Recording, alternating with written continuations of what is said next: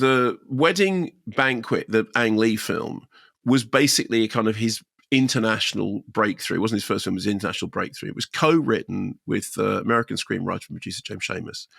And that film was about a gay Taiwanese man and his partner and agreeing to marry a Chinese woman so she can get a green card and he can get his family off his back, which is all fine until the family announce that then they're going to come over and arrange a lavish wedding banquet. And that's the whole thing. So fine, that's the setup. Okay. So now we have the Wedding Banquet 2025, nominally based on the Ang Lee film, with a script once again co-written by James Schamus, who co-wrote the original film, and this time with director Andrew Ahn, who made Spa Night and Fire Island.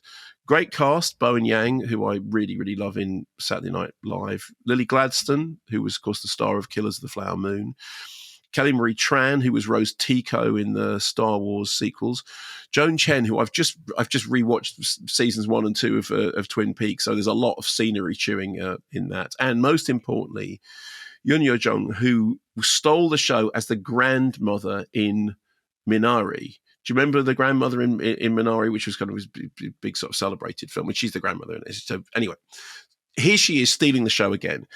She is Ja-young, who is the grandmother who announces that she's coming over to oversee the wedding of Min, longtime partner of Chris, who has decided to pay for his lesbian friends Lee and Angela's fertility IVF treatment in return for a paper marriage that will stop him having to return home to take over the family business. So the initial premise is kind of similar. It's the whole thing about there's a marriage which is a facade in order to cover over a reality that may not fall as it does with the family. But this is definitely its own story. So it's not, strictly speaking, it's a reimagining, a reinvention. So there's the same dynamic of, you have some scenes in which there are gay characters who have to temporarily heteronormalize their lives, taking taking books off the shelves, and to give the appearance of an inverted commas normal life. And this is an appearance that the grandmother takes one look at and sees through immediately.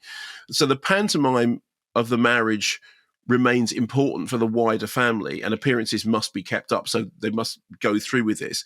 But what you don't have is any confusion basically on the part of the characters, in that very quickly everybody kind of understands what's going on. So the original Wedding Banquet is a big breakthrough for Ang Lee, who's gone on to become one of the most important filmmakers of his generation. I think one of the most important filmmakers currently working.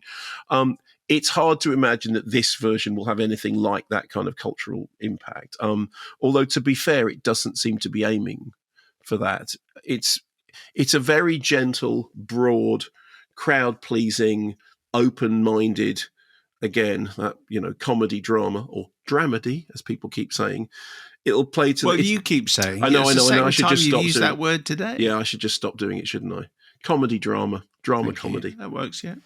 And it's designed to play to the widest possible audience, ruffling very, very few feathers. It's extremely good-natured and open-minded. And honestly, in a world of sort of Mel Gibson-style cynicism, being good-natured and open-minded is really not to be sniffed at. We'll talk about this a little bit more in Take Two, but there is, a movie that has a good heart is not something that we should just take for granted. And although there are kind of occasional moments of la cage aux folles, over the top farce, it's generally much more even keeled in its depiction of LGBTQ characters' lifestyles. Even when Bowen Yang starts slipping into that shtick that he's sort of, he's made his trademark. These are people for whom you wish the best. It serves the drama well that the grandmother really doesn't spend very much time with the wool pulled over her eyes because she's smart. I mean, the world has changed since the Ang Lee movie, and maybe the tone of this reflects that change. Personally, I would have liked it to have a little bit more edge, a little bit more bite.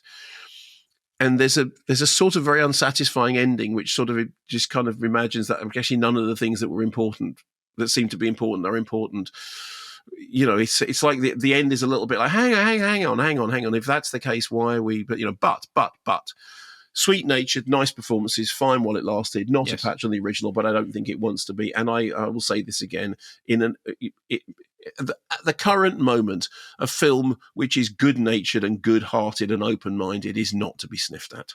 And as Fergal Sharkey taught us, a good heart is hard to find. It's hard to find. A good heart, the lasting kind. Yes, that's right.